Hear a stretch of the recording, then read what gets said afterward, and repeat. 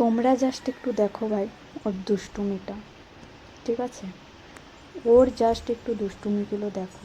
তারপর আমি বাচ্চার পরিবারের সম্বন্ধে কিছু কথা বলতে চাই, যেগুলো তাদের কমেন্ট বক্তব্য, মানে কি বলবো, সব সময়। দেখো ওর দুষ্টুমিগুলো দেখো। আর এটাকে আমি মানুষ করছি, এটাকে আমি আস্তে আস্তে বড় করে তুলছি। এটা সব থেকে বড় কথা নয় কি বলো তোমরা সবাই?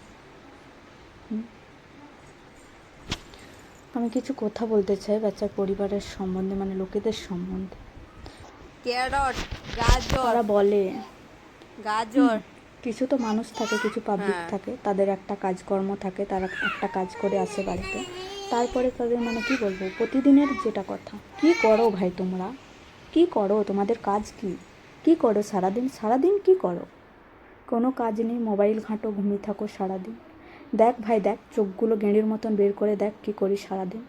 দেখ, যতক্ষণ না ঘুমোই ততক্ষণ শান্তি পাই না। যতটুকু টাইম ঘুমোই ততটুকু টাইম মানে কি বলবো, নিজে যে ঘুমাবো সেটারও শান্তি নেই, তখন মোবাইলটা তখন কেড়ে নেয় ঘুম চোখে।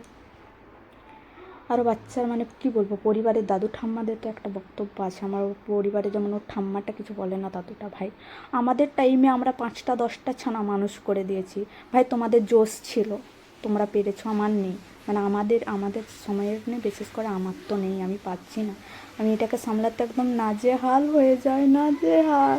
আমি কি বলবো, আমার এত, ও ভাই, শুধু যে এটাকে সামলাতে হয় তা নয়, এর সাথে সাথে আরও কিছু কাজ থাকে, পরিবারের কাজ থাকে, নিজেকে সামলালো মানে নিজেকে একটু দেখা তারও কাজ থাকে।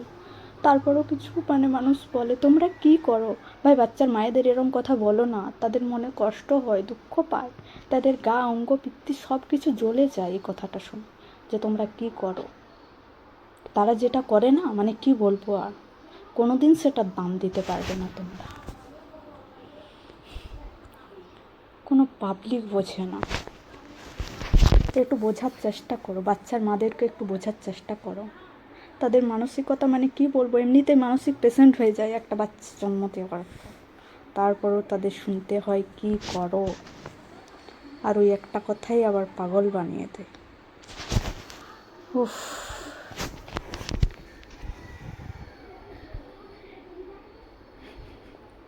এরম তো আমাদের বাড়িতে 2 পিস আছে, 2 পিস। তাহলে ভাবো কি অবস্থা।